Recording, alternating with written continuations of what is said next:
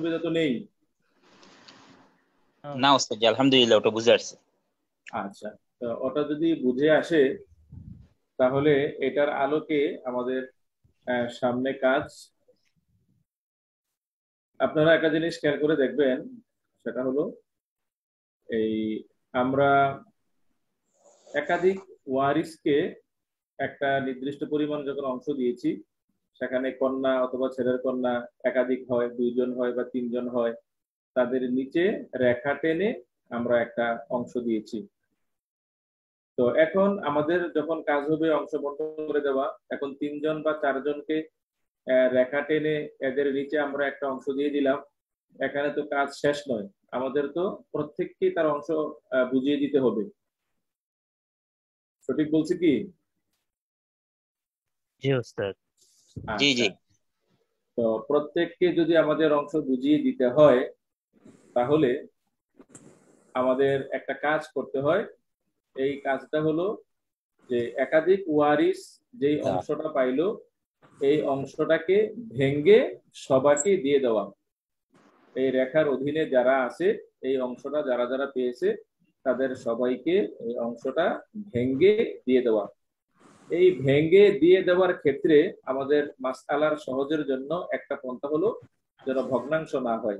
মাসালান যদি এই কন্যা যদি হয় তিনজন, তারা যদি পায় 4 ভাগ, যে মাসআলা করলাম মাসআলার 4 অংশ তারা পাইলো, কিন্তু এরা সংখ্যায় তিনজন।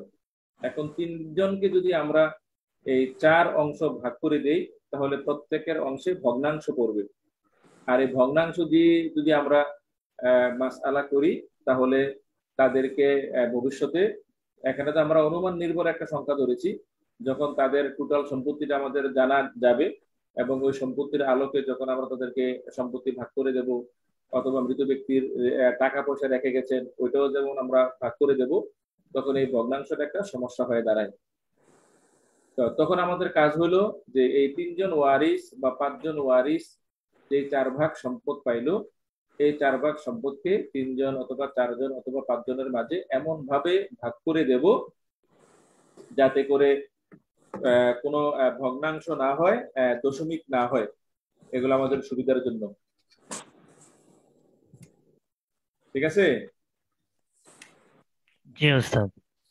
তো এই যে আমরা আমাদের সুবিধার জন্য ভগ্নাংশ ব্যতিরেকে তাদেরকে ভাগ করে দেব, এটাকেই ফারায়েজের পরিভাষায় বলা হয় তাসফীহুন। আত-তাসফীহ, তা সাদ হা ইয়া হা, তাসফীহুন, বন্টনকে বিশুদ্ধকরণ, বন্টনকে সহি করা, যাতে ভগ্নাংশ না হয়, দশমিক না হয়।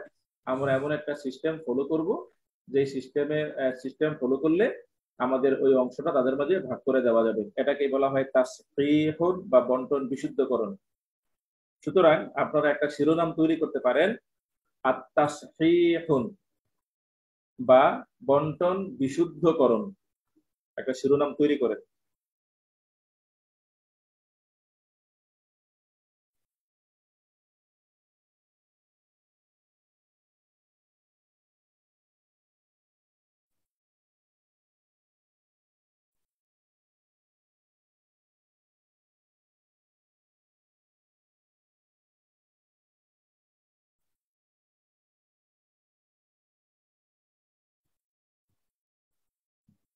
লিখছেন?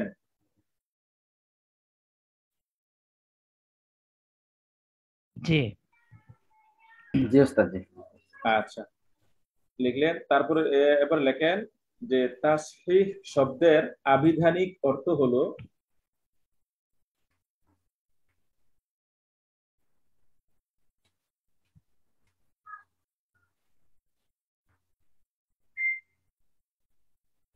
সংশোধন করা। সংশোধন করা। কমা দিয়ে লিখতে পারে বিশুদ্ধ করা। বিশুদ্ধ করা। তথা তথা কোন বস্তুকে দোষ মুক্ত করা। কোনো বস্তুকে দোষ মুক্ত করা।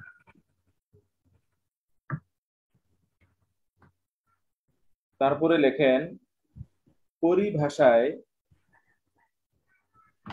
পরিভাষায়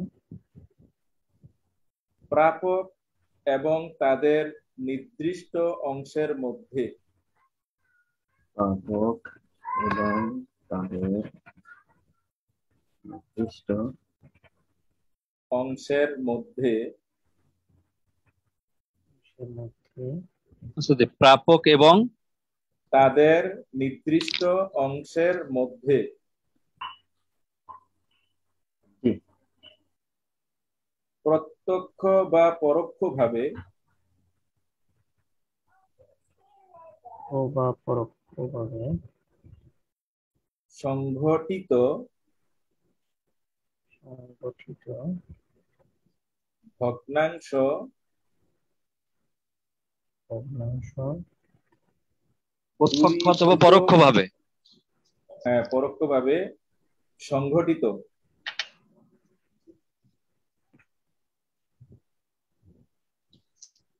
সংগঠিত ভগ্নাংশ দূরীভূত করাকে দূরীভূত করাকে তাসফিহ বলে। তাসফীহ বলে। ভগ্নাংশ দূরীভূত করাকে মানে ভগ্নাংশটাকে উঠিয়ে দেওয়া, ভগ্নাংশকে দূরীভূত করাকে তাসফীহুন বলে।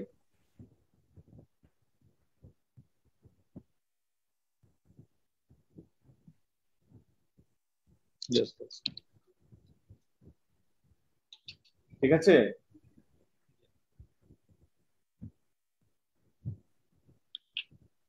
হ্যাঁ, আমাদের স্ক্রিনে ভাসিয়ে দেওয়া হয়েছে যে বাবু তাসফীহুন।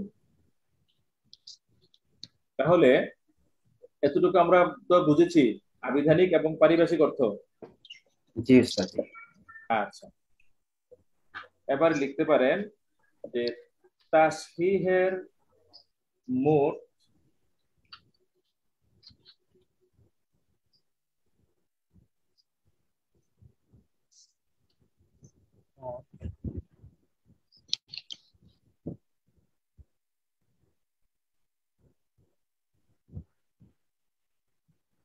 উস্তাদ আবার একটু যদি বলতেন তাসফীহ এর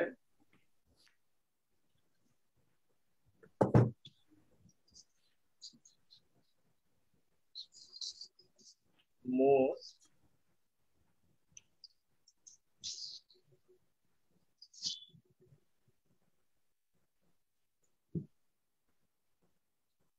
সাতটি নিয়ম কিতাবে উল্লেখ আছে।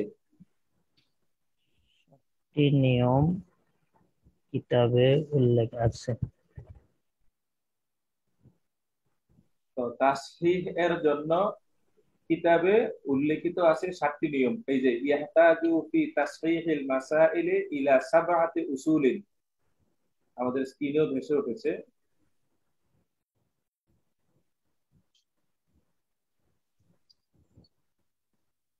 তো 7টি নিয়ম কিতাবে উল্লেখ আছে। তারপরে লেখেন তবে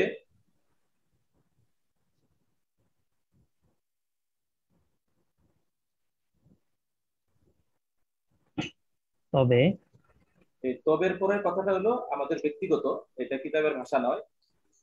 যে তবে 4টি নিয়মেও 4টি নিয়মেও 4টি নিয়মেও আমরা তাসফীহের কাজ সমাপ্ত করতে পারি। কাজ সমাপ্ত করতে পারি। উস্তাদ জি আরেকবার ভালো বললে ভালো হতো প্লিজ। তাসফীহ এর জন্য কিতাবে 7টি নিয়ম উল্লেখ আছে। তবে আমরা 4টি নিয়মেও তাসফীহ এর কাজ সমাপ্ত করতে পারি।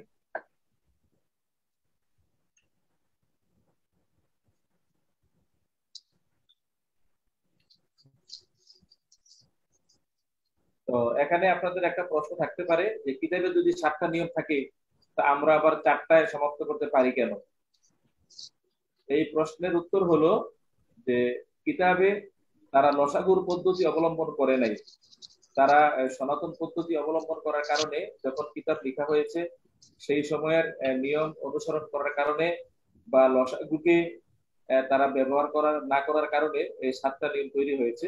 আমরা লসাগু পদ্ধতি জানার কারণে আমাদের 7 পদ্ধতি বাদ দিয়ে আমরা 4 পদ্ধতিতে এই তাসিয়ার কাজ করতে পারি। জি উস্তাদ, ওই সময় লসাগু আবিষ্কার হয়নি। আবিষ্কার হয়েছে, লসাগু ছিল, কিন্তু আলেম ওলামারা অত লসাগুর সাথে সেভাবে সম্পৃক্ত ছিল না, অথবা সম্পৃক্ত থাকলেও তলেবুল আলেমদের কষ্ট হবে মনে করে তারা আরেক ভাষায় আরেক সিস্টেমে এটাকে নিয়ে গিয়েছিল। তো এখন যেহেতু লসাগুর প্রচলন খুব বেশি, এজন্য আমরা ওখানে যাচ্ছি না, লসাগুর মাধ্যমে আমরা করে ফেলবো আর কি। আমাদের সামনে যখন আসবে তখন বুঝবে। যাই হোক, তো তাহলে আমার 4টা নিয়মে যেহেতু আমরা এই তাসিয়ার কাজ করতে পারি, তাহলে নাম্বার 1 প্রথম নিয়মটা লেখেন।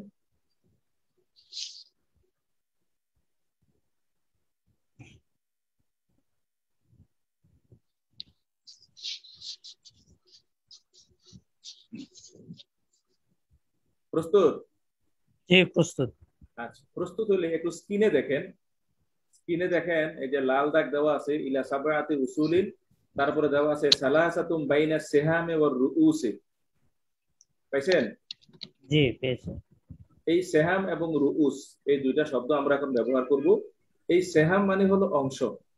এই সেহাম মানে অংশ। এই অংশ দ্বারা বোঝানো হয়েছে ওয়ারিসরা মাসআলা থেকে যে অংশটা পাইছে এটাকে বলা হয় সেহাম। ক্লিয়ার? জি, ওই 6টি অংশ। না, 6টি অংশ নয়, বরং এই যে নিসরুবু সুবুন সুলুসানে সুলুস সুদুস, এই 6টি নিয়মে ওয়ারিসরা যে অংশটা পায়, ওয়ারিসদের প্রাপ্য অংশ, ওয়ারিসদের প্রাপ্য অংশটা, মনে করেন সুলুস যদি পায়, সুদুস যদি পায়, তো সুদুস যদি পায় সেক্ষেত্রে তারা মাসআলা থেকে কত পাইল? সুলুস পাইলো, ঠিক আছে, কিন্তু সুলুসটা কত, সুমুনটা কত, অংশটা যে অংশটা তারা পাইলো এটাকে বলা হয় সেহাম। আর আর প্রত্যেকটা ওয়ারিসকে এখানে বলা হয় রুউস। রাসুনের বহুবচন রুউস, মাথা। হ্যাঁ, মাথা। আমরা বলবো আদাদে রুউস, আইন দাল দাল, আদাদে রুউস মানে মাথার সংখ্যা, মানে ওয়ারিস কতজন।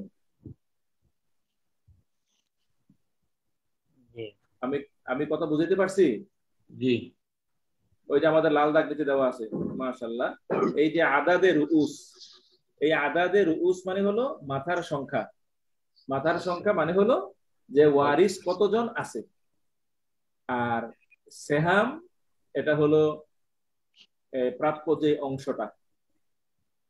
এই দুটা জিনিস আমাদের জানা থাকলে আমাদের এখন মাসআলা নিয়মগুলো লিখতে সুবিধা হবে। তো প্রথমত নাম্বার 1 হলো, লেখেন যদি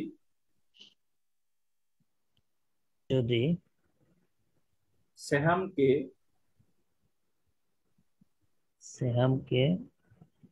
আদাদে রুউস এর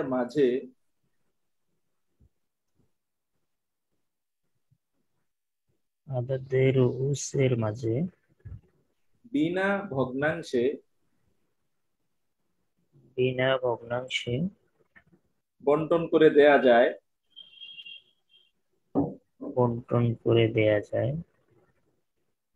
তাহলে অতিরিক্ত কোনো কাজ না করে। ওস্তাদ জি বলার সাথে সাথে যদি আমরা বলি তাহলে তো কেউই লিখতে পারবে না। যিনি বলতেছেন ওস্তাদের কথা শোনার পরে। আচ্ছা লিখেন, ওস্তাদের কথা আমরা শুনি, ধীরে ধীরে লিখি সমস্ত। হ্যাঁ, যদি সেহামকে আদাদে রুউস এর মাঝে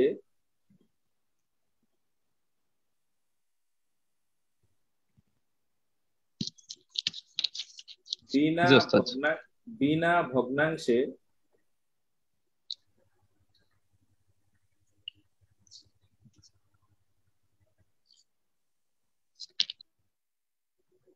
বন্টন করে দেয়া যায়,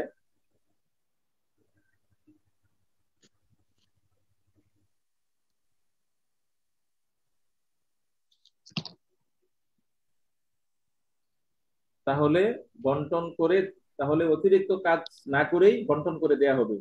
বা অতিরিক্ত কথা না লেখলেও চলে, লিখতে পারেন বন্টন করে দেয়া যায়, তাহলে বন্টন করে দেয়া হবে।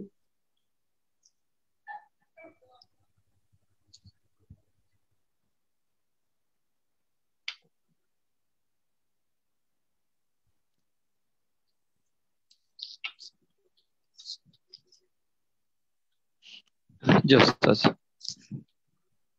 লিখছেন? জি আচ্ছা, তাহলে এটাই 1 নম্বর নিয়ম চলে গেল। মানে এখানে বিনা ভগ্নাংশে সেহামটাকে আদাদের রুউসের মাঝে বন্টন করে দেয়া যায়, বাস তাহলে আমরা বন্টন করে দিয়ে দেব। লেখেন যেমন, লাজ বানান,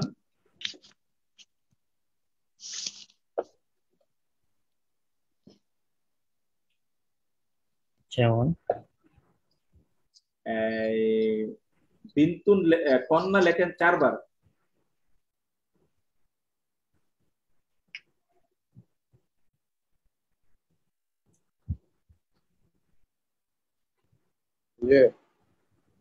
কন্যা 4 বার লেখছেন? জি তারপরে লেখেন পিতা। হ্যাঁ, মাসালা কত দিয়ে হবে? 6 দিয়ে। হ্যাঁ, 6 দিয়ে মাসালা করেন। তো কন্যা 4 জন কত পাবে? কন্যা 4। 4 হ্যাঁ, কন্যা যদি 4 পায় তাহলে লম্বা একটা রেখা টানেন, রেখা টেনে নিচে 4 লেখেন, আর বাবাকে 1 + 1 নিচে টান দিয়ে 2 লেখেন।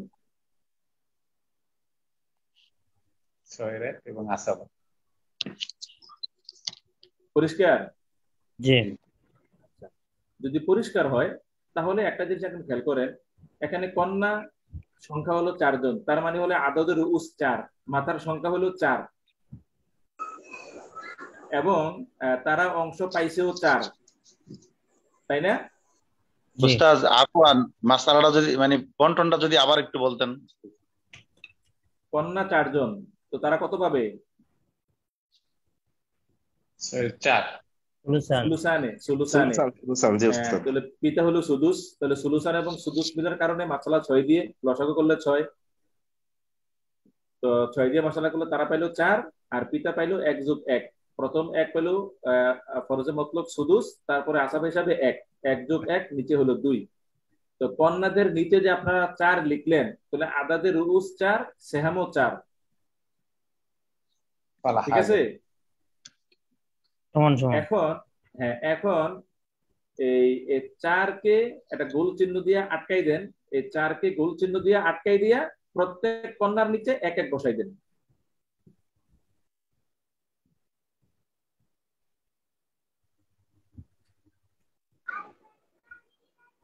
এই 4 কে আপনারা এই 4 কে গোল চিহ্ন দিয়ে আটকাই দিয়েছেন, বন্ধনের ভিতরে দিয়ে দিয়েছেন, তার মানে হলো এই 4 এখানে নিষ্ক্রিয়, এখন প্রত্যেকে 1 1 পেয়ে গেছে।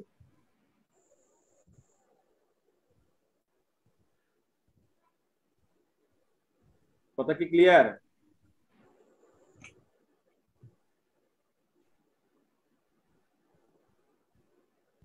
ওস্তাদ জি একটা প্রশ্ন। জি জি ওস্তাদ জি, বলেন। যে আমাদের বলা হয়েছে আদাদুরুস বা ওয়ারিসদের সংখ্যা, জি, এখানে ওয়ারিস বলতে কি এখানে আসহাবে ফারায়েজ বলছে, বুঝাইছে না ওই যে আসাবা যারা তারাও হতে পারে? সবাই হতে পারে, এখানে যেই হোক তাহলে এখানে সবাই তো আদাদের রুউস। পিতা আসাবে হিসাবে উনি কি আদাদুরুসের অন্তর্ভুক্ত হবেন না? আচ্ছা, পিতা আদাদে ওয়ারিস হিসাবে আদাদের রুউসের অন্তর্ভুক্ত হবেন, কিন্তু ওই পিতা তো 4 ভিতরে অন্তর্ভুক্ত না, পিতা তো পিতার অংশ আলাদা। এখানে 4 যারা যারা পাইছে তাদেরকে নিয়ে দরবার। জি জি জি। যদি যদি এমন হইতো যে পিতা ওদের সমান কন্যাদের সাথে মিলেমিশে অংশ পাইতো, যেমন কন্যা এবং ছেলে, ছেলে এবং কন্যা তারা আসাবা হিসেবে একসাথে অংশ পাবে, সুতরাং সবাই রেখার নিচে চলে আসবে, তখন সবাই আদদের রুউস হবে, সেহাম হবে, তখন আমরা দেখবো এখানে পিতার অংশটা আলাদা। এখানে ওই উদাহরণের মধ্যে আবু আইনে ও বেনতাইনে ওইভাবেই দিচ্ছে। আবু আইনে 2 পিতা না, আবওয়ানে 2 পিতা না, আবওয়ানে হলো পিতা মাতা, সনাআতে তাগলিব, ওয়ালিদাইনে আবাওয়াইনে। তো আমি কিতাবের উদাহরণটা এই জন্য দেই নাই যেহেতু আমি মায়ের অংশ পড়াই নাই। জি জি। এখানে একটা প্রশ্ন ছিল উস্তাদ। হ্যাঁ জি বলেন। উস্তাদ ওই যে সিহামের সংজ্ঞা দিতে গিয়ে বলেছেন ওয়ারিসটা কত পেল মাসালা থেকে, জি এটাই সিহাম। এখন এখানে তো 4 কন্যা এবং পিতা, তাহলে তো সিহাম হয় 5 জন বা আদাদুরুস 5 জন, 5। জি, আমরা কি আদাদুরুস 5 লিখবো? না, আদাদের রুস আপনারা 5 লিখবেন না, আদাদের রুস এখানে লেখার প্রয়োজন নাই।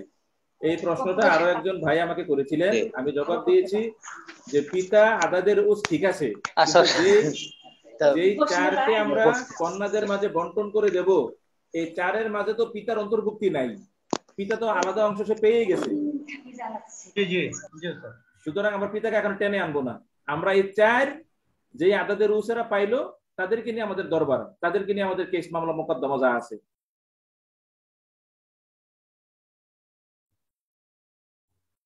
ঠিক আছে? জি ওস্তাদ। আচ্ছা, ওস্তাদ একটা প্রশ্ন ছিল। জি বলেন।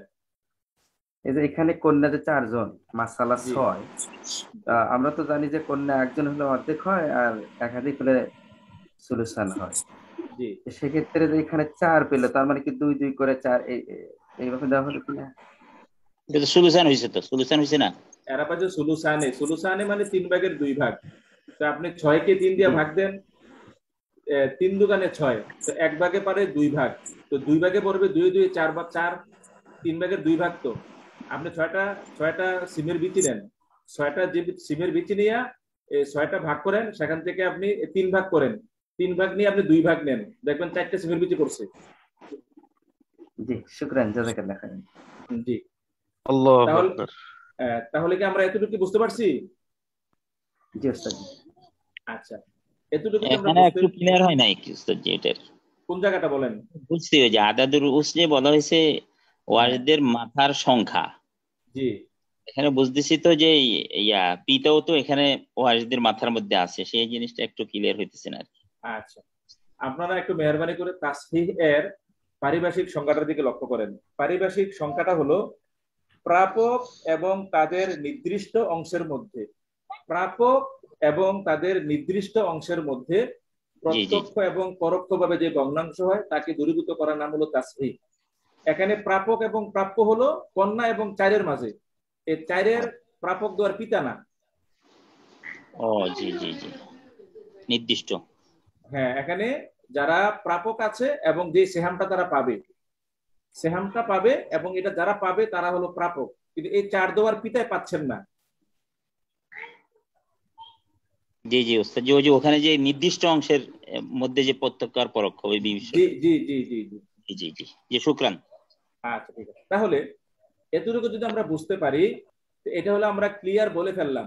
এই কথাটাকেই আপনারা কিতাবে ওইভাবেও পেতে পারেন যে যদি সেহাম এবং আদাদে রুউসের মাঝে নেসবতে তামাসুল হয় তাহলে কোনো কাজ নাই, তাদেরকে অংশ বন্টন করে দিয়ে দাও। এজন্যই নেসবতে তামাসুল করাইছি।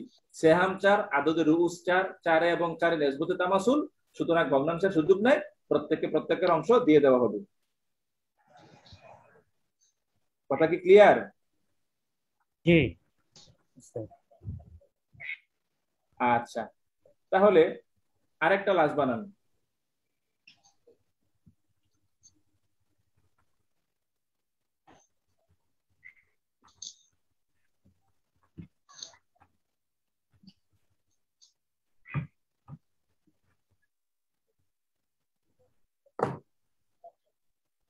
বানাইছেন? জি জি উস্তাদ, লাশ বানাইতে তো সময় লাগে না, লাশ ধামধাম ফেলে দিই। হ্যাঁ, আপনারও তো কোপায় অগ্রগামী। আচ্ছা, তাহলে কন্যা লেখেন 2 জন,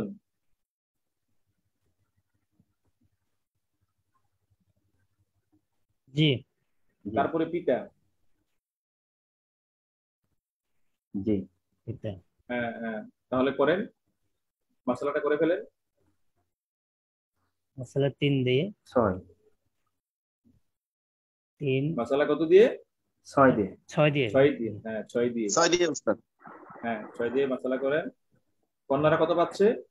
4 4 পাচ্ছে 2 জন। হ্যাঁ, 4, আর পিতা একে একে 2। ঠিক আছে? জি। আচ্ছা, এখন দেখেন, এখন আদাদের রুউস হলো 2 আর সেহাম হলো 4। তো 2 এবং 4 কোন নিসবত? তাদাকুল।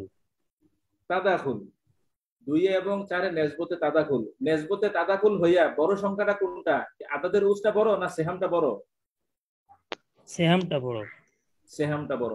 তাইলে কি আমরা এই উপসংহারে বুঝতে পারি যে সেহাম এবং আদাদের রুউসের মাঝে যদি নেসবতে তাদাখুল হয় এবং সেহামের অংশটা বড় হয় তাহলেও বন্টন করে দিয়ে দেওয়া যায়।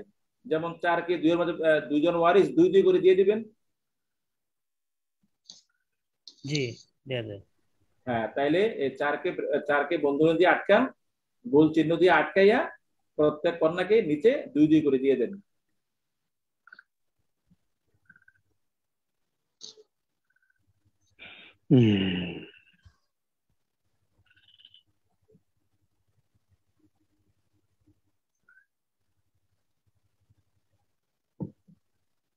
এতটুকু ক্লিয়ার? জি ক্লিয়ার ওস্তাদ। ওই সংজ্ঞাটা কিভাবে লিখতে বলছিলেন? সংজ্ঞাটা লিখতে হবে না, ওটা লিখতে হবে? সংজ্ঞাটা লিখতে হবে না, শুধু সংজ্ঞাটা আপনাদের আমি বুঝাই দিলাম। আমাদের নিয়ম প্রথমটাই, নিয়মটা হলো যদি সেহামকে আদদের রুউসের মাঝে বন্টন করে দেওয়া যায় ভগ্নাংশ ছাড়া, তাহলে আমরা ভগ্নাংশ করে দিয়ে দেব। এবং এই দিয়ে দেওয়ার 2টা শুরুত আছে।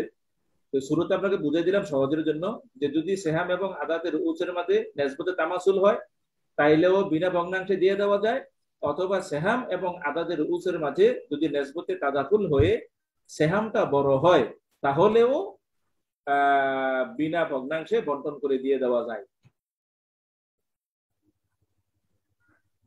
জি ঠিক আছে? যে এখানে স্বাভাবিক নিয়মে কন্যা যদি 2 পায় আর পিতা যদি 1 পায় তাহলে হবে না, কি কারণে? এই কারণটা তো বুঝতে পারতেছি না। কোনটা? এই যে কন্যা 2 2 2 4, পিতা 1 1 2।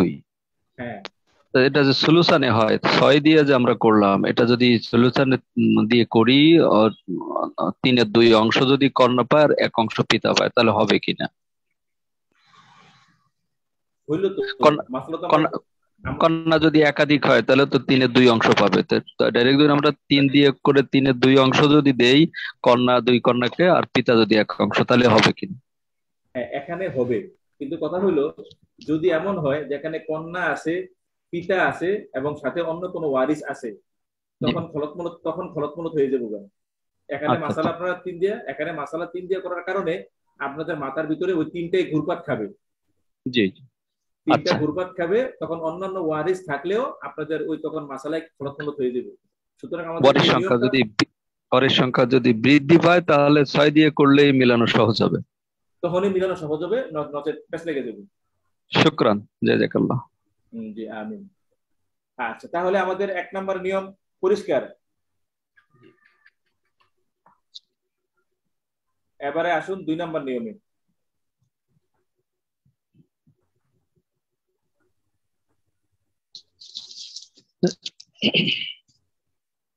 যদি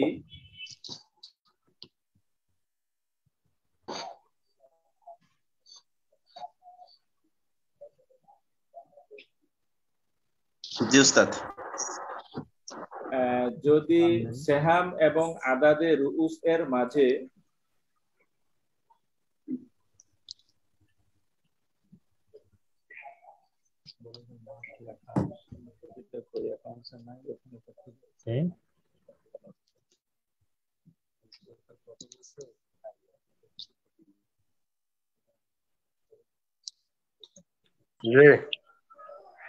যদি সেহাম এবং আদাদে রুউসের মাঝে নেসবতে তাওয়াফুক হয়।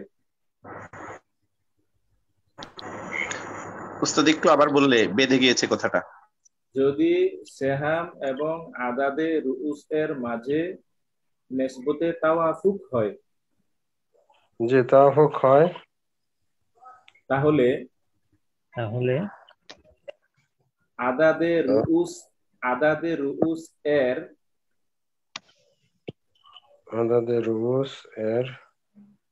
উফুক দ্বারা ওয়াও ফা কাফ, আদাদে রুউস এর উফুক দ্বারা ওয়াও ফা কাফ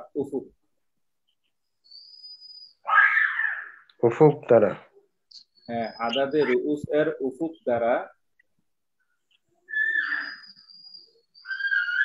জি মূল মাসআলা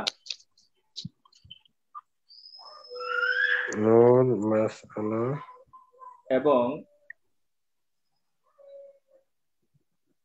এবং সমস্ত কি মাসালা বলেছেন? উফুক মূল দ্বারা মাসআলা, মূল মাসআলা মূল মাসালা। মূল মাসআলা এবং সমস্ত সেহামকে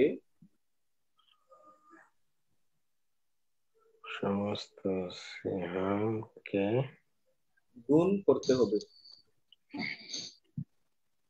গুণ করতে হবে। জি। একজনে বলেন। যদি সিহাম ও আদাদ রুসের মাঝে নিসবতে তাওয়াফুক হয় তাহলে আদাদ রুসের উফুক দ্বারা মূল মাসালা এবং সমস্ত সিয়ামকে গুণ করতে হবে। আচ্ছা, যেমন লাজ বানান। জি। কন্যা লেখেন 6 জন।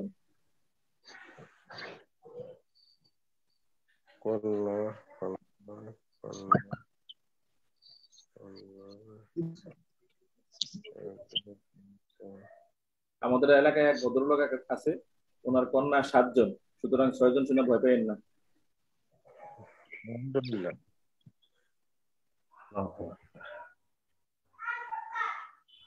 জি, কন্যা দেখছি। হ্যাঁ, কন্যা 6 জন, তারপরে পিতা।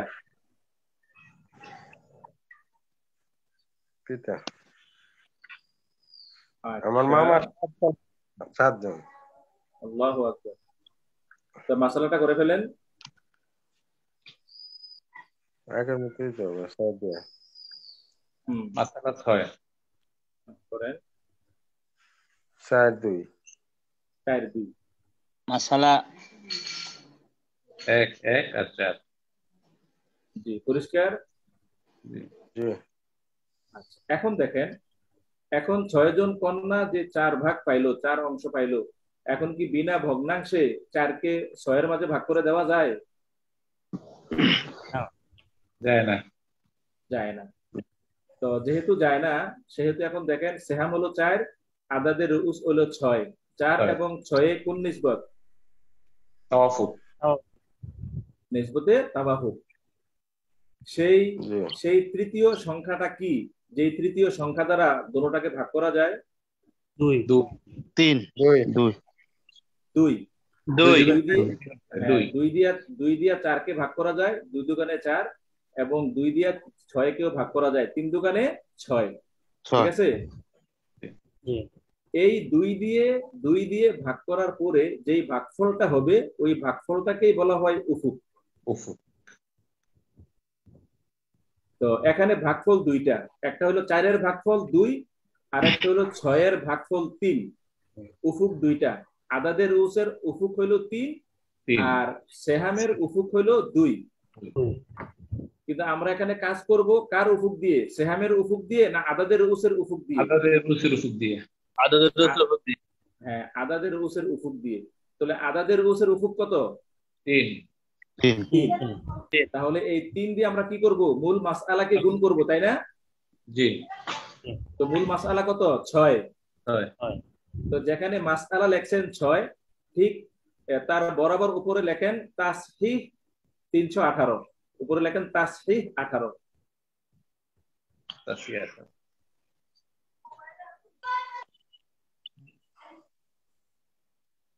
লিখছেন?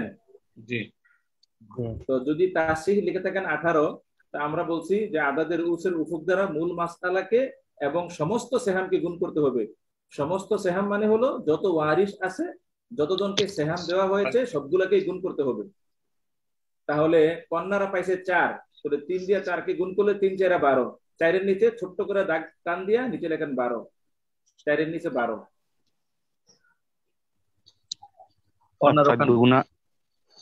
জি, কন্যাদের নিচে 4 আছে, 4-এর নিচে ছোট্ট করে টান দিয়া 4-এর নিচে 12। আর 3 দুগুণে 6। হ্যাঁ, পিতা যে 2 পাইছে, 3 দুগুণে 6, 2-এর নিচে 6 লেখেন। পিতার নিচে যদি 2 আছে, 2-কে 3 দিয়ে গুণ করেন, 3 দুগুণে 6। ক্লিয়ার? জি। আচ্ছা, এখন একটা জিনিস খেয়াল করেন, আগে মাসালা ছিল 6 থেকে কন্যারা পাইছে 4, মানে সুলুসান, ঠিক আছে? জি জি। এবং পিতা সুদুস এবং পরে আসাবা হয়েছে।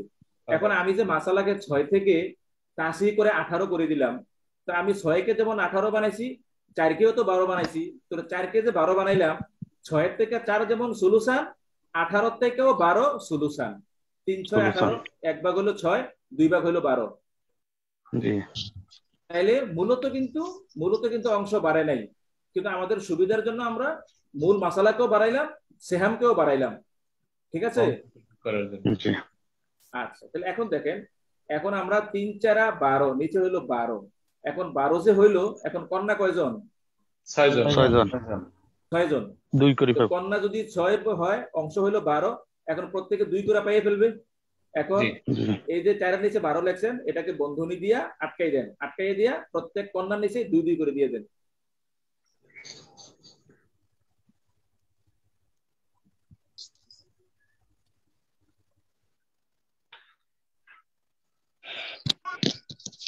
প্রত্যেক কন্যার নিচে 2 2 করে দিয়ে দেন। পাইছে 12, তারা হলো 6 জন, তো 2 2 করে দিয়ে দিবেন। বাবা 6 একটা। জি ওস্তাদ জি, বুঝতে পারছি, আলহামদুলিল্লাহ। জি, তাহলে এটাই হলো তাসি, শুদ্ধকরণ, ভগ্নাংশ মুক্তকরণ। আগে যেখানে 4 দেওয়ার সুযোগ ছিল না, আমরা কি সিস্টেম করে একটু বড় করে ফেললাম, তাইলে আমাদের আনুপাতিক হার ঠিকই আছে। 6 থেকে সুলুসান 4 হয়, আমরা 6 কে বানাইলাম 18, 18 থেকেও সুলুসান 12 হয়। সুলুসান কিন্তু ঠিকই আছে, আমাদের সুলুসানে কোনো কম বেশ হয় নাই।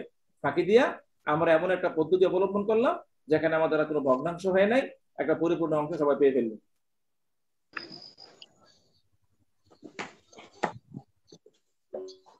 আচ্ছা, তাহলে আমাদের মুফতিজা হুজুর কি স্ক্রিনে আসছে?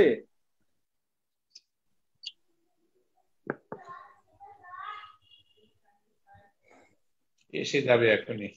আচ্ছা, যদি এসে যায় আমাকে বলবেন।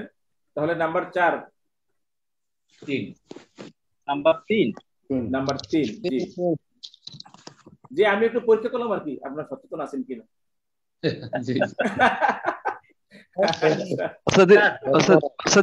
ঘুমাইনি, আমরা ঘুমাইনি, আপনার সঙ্গেই আছে ইনশাআল্লাহ। আলহামদুলিল্লাহ। 2 নম্বরে ছিল নিসবতে তাওয়াফুক, তাই না উস্তাদ? জি জি, তাওয়াফুক। আর 1 নম্বরে ছিল নিসবতে তামাসুল এবং তাদাকুল, তাই কি উস্তাদ? হ্যাঁ হ্যাঁ, নিসবতে তামাসুল এবং তাদাকুল। জি জি উস্তাদ, জাযাকাল্লাহ। হ্যাঁ, এখানে আরেকটা জিনিস আপনাদের ক্লিয়ার করে দেই, সেটা হলো আমি কিন্তু প্রথমে বলেছি যে যদি নিসবতে তামাসুল হয় অথবা নিসবতে তাদাকুল হয়ে সেহামের অংশটা বড় হয়। এখন তাওয়াফুকের শুরুতে আসেন বা তাদাকুলের শুরু থাকেন, তাদাকুলের শুরুতে যদি এমন হয় যে সেহাম এবং আদাদে রুউসের মধ্যে নিসবতে তাদাকুল তো ঠিকই আছে, কিন্তু সেহামটা ছোট, আদাদে রুউসটা বড়, তাহলে কিন্তু বন্টন করে দেওয়া যাবে না। তাহলে যদিও এটা তাদাকুল, কিন্তু চলে যাবে তাওয়াফুকের শুরুতে, উফুক বের করতে হবে।